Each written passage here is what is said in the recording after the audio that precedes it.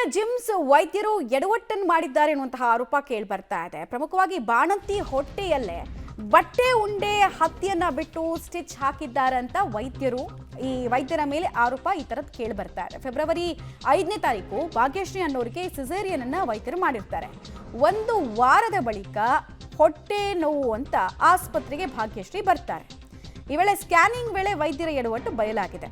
ಅಫ್ಜಲ್ಪುರ್ ಕರಗಿ ಗ್ರಾಮದ ಪ್ರಾಥಮಿಕ ಕೇಂದ್ರಕ್ಕೆ ತೆರಳಿ ಮರು ಶಸ್ತ್ರಚಿಕಿತ್ಸೆಗೆ ಪಾಪ ಅವರು ಒಳಗಾಗಬೇಕಾಗುತ್ತೆ. ಆಪರೇಷನ್ ಮಾಡಿ ಹೊಟ್ಟೆಯಲ್ಲಿದ್ದಂತಹ ಬಟ್ಟೆ ಉಂಡೆ ಹಾಗೂ ಹತ್ತಿಯನ್ನ ವೈದ್ಯರು ಹೊರತೆಗೆದಿದ್ದಾರೆ. ಕುಟುಂಬಸ್ಥರ ಆರೋಪವನ್ನ ಜಿಮ್ಸ್ ಆಸ್ಪತ್ರೆ ವೈದ್ಯರು ನೋಡಿದ್ರೆ ತಳ್ಳಹಾಕ್ತಾ ಇದ್ದಾರೆ. ಬಟ್ ಪೇಷಂಟ್ ಹೊಟ್ಟೆ ನೋವನ್ನ ಕಂಪ್ಲೇಂಟ್ ಮಾಡಿದ್ದು ಕೂಡ ಗೊತ್ತಾಗ್ತಾ ಇದೆ. ಸೊ ವೈದ್ಯರ ನೆಗ್ಲಿಜೆನ್ಸ್, ಶೀರ್ ನೆಗ್ಲಿಜೆನ್ಸ್, ಬೇಜವಾಬ್ದಾರಿತನದ ಪರಮಾವಧಿ ಆಗಿದೆ ಅನ್ನೋದು ಕುಟುಂಬಸ್ಥರ ಆರೋಪ. ಫೆಬ್ರವರಿ 5ರಂದು ಗುಲ್ಬರ್ಗದ ಜಿಮ್ಸ್ ಆಸ್ಪತ್ರೆಗೆ ದಾಖಲಾಗ್ತಾರ. ಅವಾಗ ಅವರನ್ನು ಹೆರಿಗೆ ಮಾಡ್ತಾರ. ಫೆಬ್ರವರಿ 5ನೇ ತಾರೀಕು. ಫೆಬ್ರವರಿ 6ನೇ ತಾರೀಕಿನಂದು ಅಲ್ಲಿಂದ ಅವರು ಡಿಸ್ಚಾರ್ಜ್ ಆಗಿ ಬರ್ತಾರ. ಬಂದಮೇಲೆ ಒಂದು 5-6 ದಿನದ ಮೇಲೆ ನಿರಂತರವಾಗಿ ಹೊಟ್ಟೆಯಲ್ಲಿ ತುಂಬ ನೋವು ಕಾಣಿಸ್ತದ. ಆ ನೋವು ತಡಿಲಾರದೆ ಅವರು ಕರ್ಜಿಗಿ ತವರು ಮನೆಯಾದ ಕರ್ಜಿಗಿ ಪ್ರಾಥಮಿಕ ಆರೋಗ್ಯ ಕೇಂದ್ರಕ್ಕೆ ಭೇಟಿ ಕೊಡ್ತಾರೆ.